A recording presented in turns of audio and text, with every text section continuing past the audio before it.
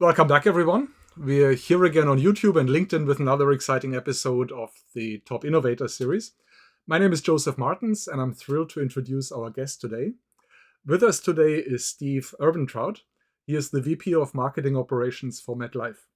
Even though he's in marketing, his background is deeply rooted in technology. He's in this role because there is a realization that marketing is driven by building the data, technology, and operating systems that are necessary to scale a modern marketing organization. Before his current role, he was managing director for technology solution at MarketBridge, the CTO at Intellicent, and today we're thrilled to have him with us. Steve, it's an absolute pleasure to have you here in this conversation. Great to be here. Thanks for having me on. Steve, the topic is leadership and growth as a leader. You're super successful and you have an unusual journey. So I'm really excited about Yes, this conversation here with your be step to interesting. marketing. Yes. Yeah, exactly.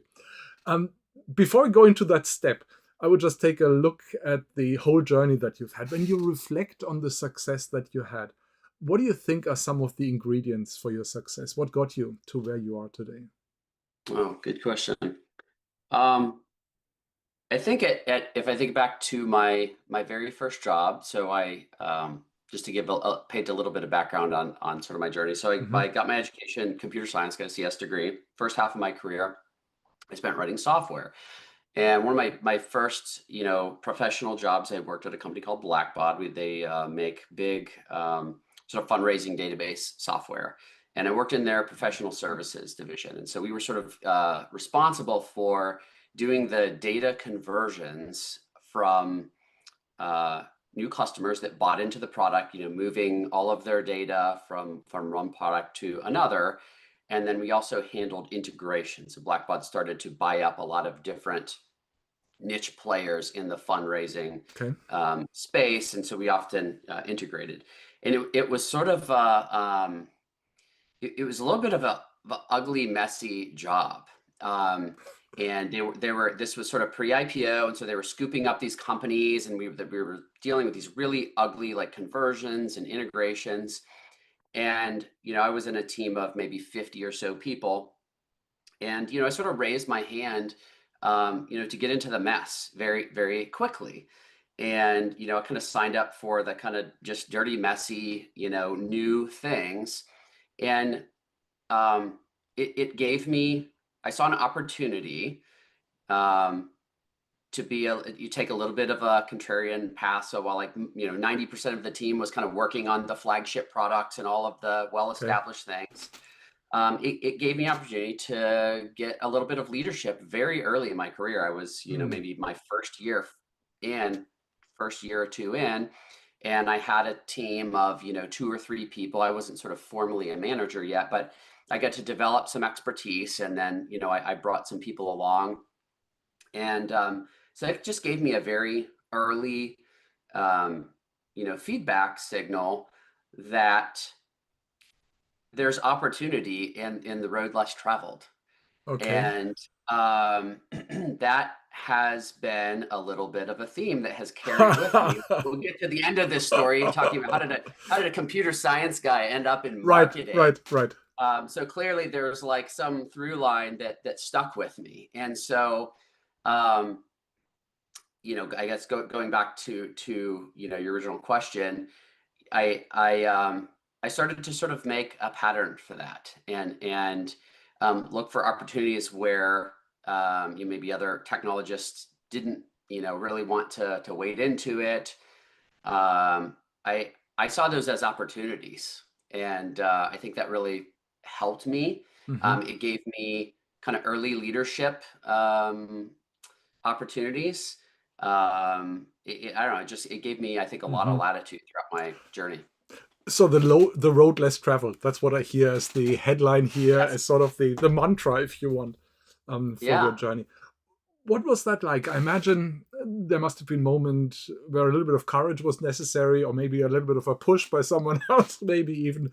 I imagine that wasn't always easy. Say a bit about that. Yeah. Yeah, certainly. I think a little bit of it is sort of in the DNA. Like I am just sort of I have an insatiable kind of curiosity for a lot of things. So I just love learning for the sake of learning. I'm sort of like you know, I will often find myself, looking up in Wikipedia how just random things work. And so some of it is just sort of the way I tick. I really get something out of the process of learning. And so it is a little bit of a scary process when you're sort of signing up for Hmm. going down the uncharted path. But I think I personally found it just more exciting. It's a little bit Yeah. adventurous, and you get to chart. There's a little bit of entrepreneurial spirit in Hmm. there. Even though I worked in a corporate setting, I had a lot of control over kind of getting in and figuring out how to build systems and processes in a very messy, kind of undefined space. And I just always really enjoyed that. Yep. Yep. Now, the road less traveled or doing the unusual things, that probably wouldn't work if the whole team does it, right? It works if a small number of people do it, but if the whole team does it, I wonder if there's a little bit too much. I don't know what the right word is now. Incoherence or I something I like. I, I agree. Yes, you sort of can't have everybody, um, going out of their lane all over the place, so to Yes, speak. that's a good way So of putting it. Hmm. yeah, it certainly isn't for everybody. But I think what I have tried to do as I have led, very functionally focused teams, and I'm sort of jumping a little bit to the punchline is where I Okay. started to see the broader opportunities as the technology, I sort of lived through the growth of the SaaS explosion, so I started my career 2003, got out of school. That was kind of my first professional job. So that 2003 to now, this has been like the SaaS heyday, right? The Mm-hmm. explosion of really what's become almost too much software.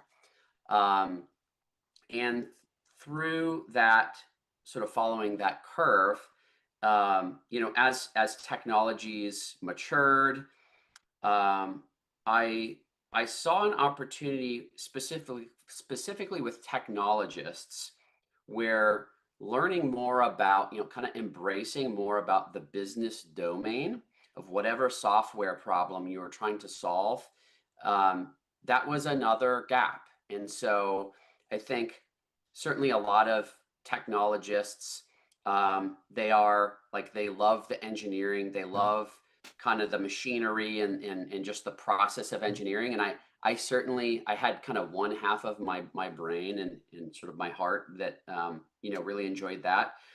But I often saw this friction where maybe the technologist didn't cross over into the business user side, the super user side, in the business domain to really understand more deeply about their business and what their end goals are. What are they really trying to Mm-hmm. do? There was a little too much of, give me your requirements and like I'll go do the Yep. thing. Mm. A little bit of order taking. And so that ultimately over a period of time is sort of what led me deeper and deeper, in the marketing space. The software I happened to focus a lot on in my first half of my career was marketing. And Mm. in the very beginning, I can't say I was really interested in it at all. And I think as software became more of a commodity, and we see now, you know, it's there's a lot of fear and speculation in the market about how AI has exacerbated that Sure. concept, and maybe some overreactions in the market where oh gosh, people are just going to start cloud coding their own Salesforce.coms, which is probably a bit of an overreaction. But that maturity curve of I don't think it's if you are a engineer, a developer, there will always be, I think, an appropriate place for craftsmen and for I don't subscribe to the idea that sort of like AI is just going to do everything. Like there is going to need to be some human led engineering expertise, but it is going to be a great magnifier. And as that knowledge and even that some of that coding and development ability becomes more of a commodity, the rate at which we can build things becomes easier and much Yeah. faster, then that value system we used to think about as like, I'm the expert, SQL programmer, I'm the Hmm. expert dot, a lot of software engineers sort Yeah. of rooted in these very discrete skills. It's going to become much more important to have more of a product owner mindset. Even if you think if you're building in a building software capacity, and like that comes with really understanding the business. I think that's going to be increasingly important. Hmm. It'll be interesting to see. I think you're starting to see more of that recognition if you follow people that write about this stuff on LinkedIn. That yeah, the software engineer is becoming more of an Yeah. orchestrator, more of an architector, because the hands-on, heads down coding, um, that's not taking up 90% of our time anymore. So Yeah. it's interesting. I guess I was lucky in some ways that I kind of started leaning in on that earlier. But it will be interesting to see how that evolves over the next couple Yeah. years as, I think the demand for just, sort of order taker coders, it's already going down. There's going Yeah. to be continued pressure on it. Yeah. Yeah. That's gonna probably disappear completely. Yeah. Let's Yeah. take a look at your growth from a totally different perspective. I imagine you had role models, you had people you looked up to, you had trusted advisors, people who were at your side and who were maybe ahead of you. When you think of these people, what is something you picked up from them? What is something that you still carry with you that is still important to you and maybe put into practice today? Yeah. So um, I had one mentor in particular. I was at a firm for about 15 years or so, and he was the CTO before I stepped into that role, Mhm. and he did have an impact. I had a good relationship with. He was a good mentor, and um, I think he pushed. I didn't see it at the time, but he was sort of like a very customer forward Mhm. selling CTO. So he had a technical background, but he was very much into sort of like selling our solutions and very, very customer facing. And me coming from a very engineering background, um, I would often approach new opportunities if whether we had, maybe we were talking about building new systems, building new modules in our software, or doing custom engagements.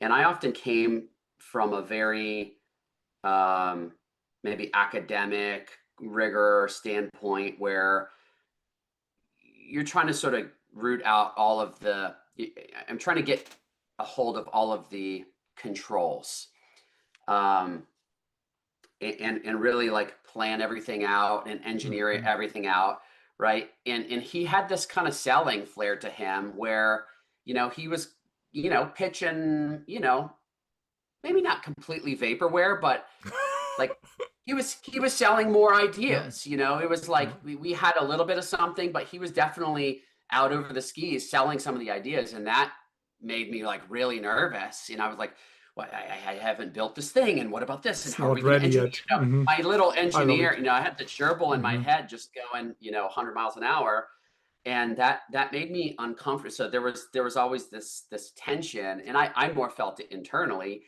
And he was like, "Oh yeah, we'll figure it out." He was sort of more of the ideas guy, push in the ideas with customers, see if we could get interest, and then sometimes we'd get one on the hook, and he'd come back and say, "All right, Steve, it's like solution it, figure it out."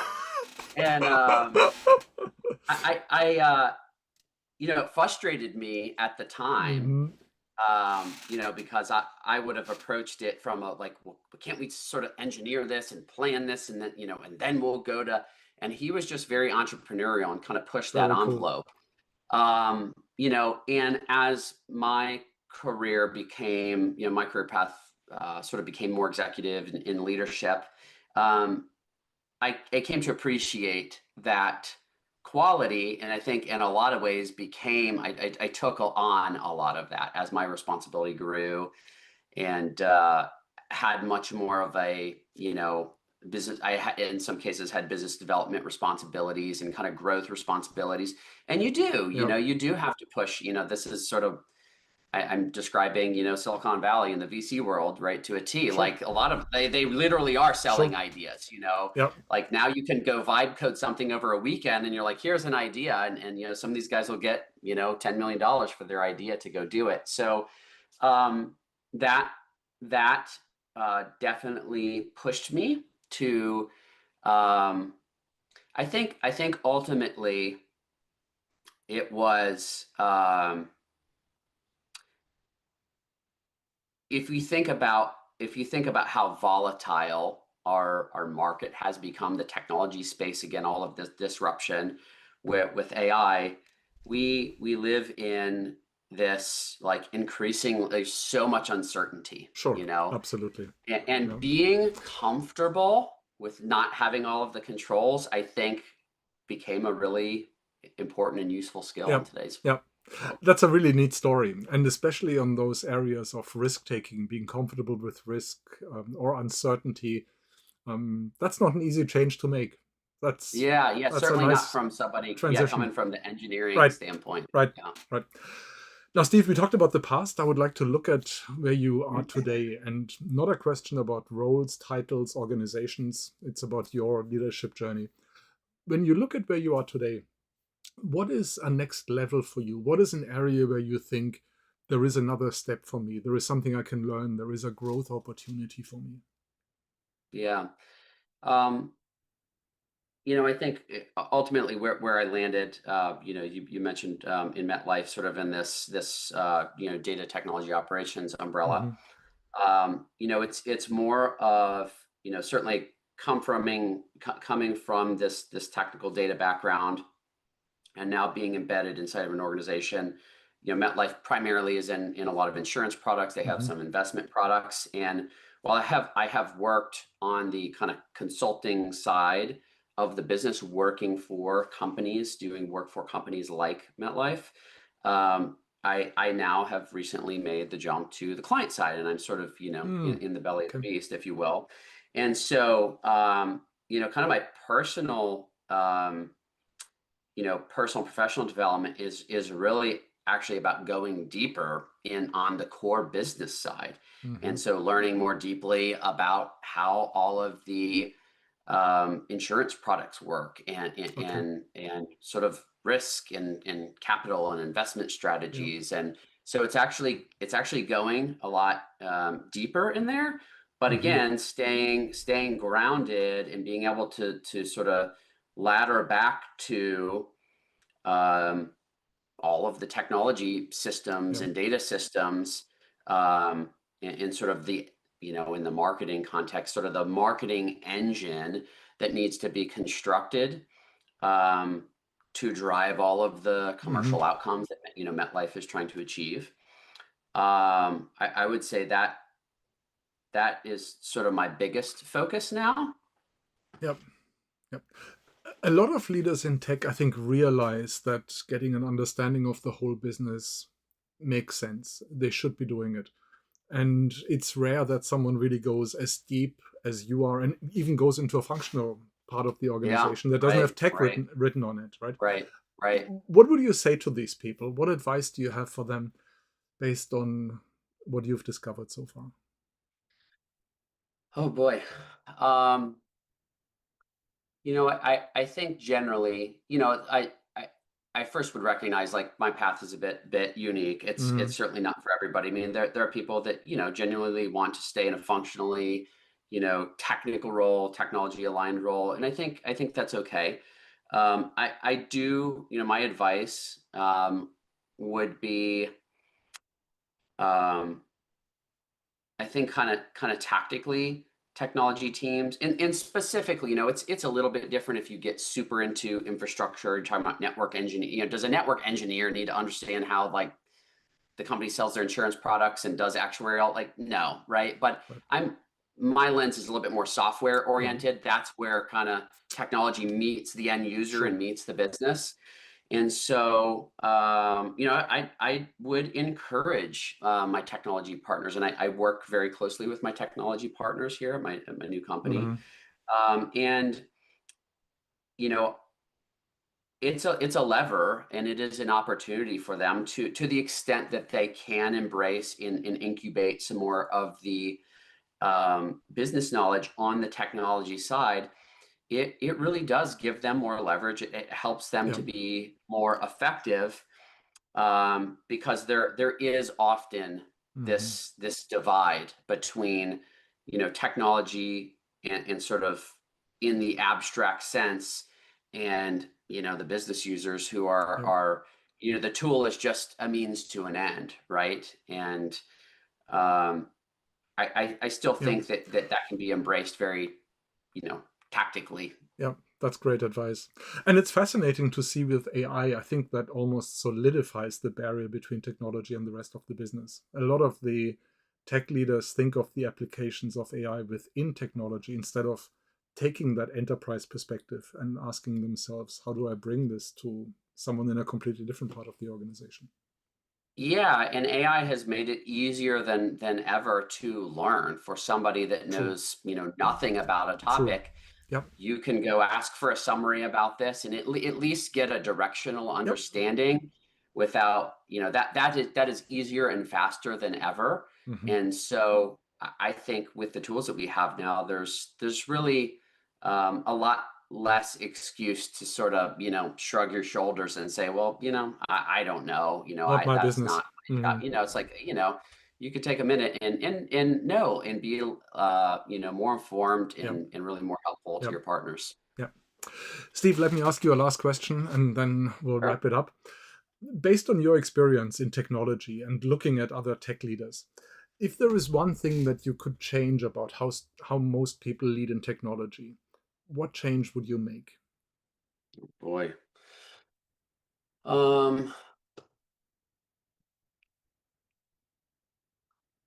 One change that technology leaders could make. Oh man, I might have to think about this one. Without just repeating all the same stuff that I already said. Um, I think What do you I wish think were what do you wish were different in the oh man, leadership of technology? I, I think I think technology leaders have um, they definitely have a big challenge in front of them right now, with because of the pressure of AI and the implied notion that, like, well, can't AI just do Okay. everything?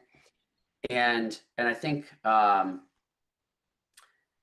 it's incumbent upon technology leaders to communicate um, the right role of human led and AI assisted in, Mm, in in technology.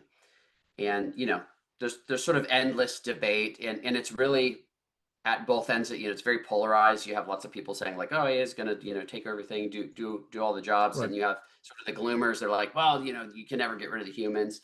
And so I think progressive leaders will find the balanced message in the middle, and they will both push their teams to embrace these new tools and incorporate it and use them as leverage, but also really educate the rest of the business and partners who are not technically read in and know how to decipher what truth to make out of how AI is Yep. changing things, and have really like a clear and nuanced understanding about where we're at, what's reasonable now.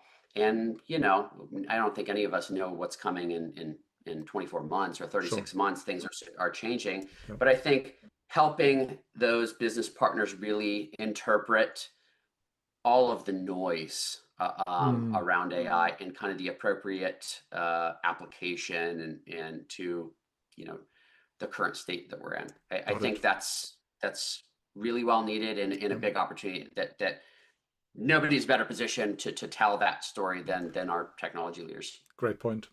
Yeah. Steve, thank you so much for being here with us today. It's been a pleasure. Yes, I enjoyed it. Thank you.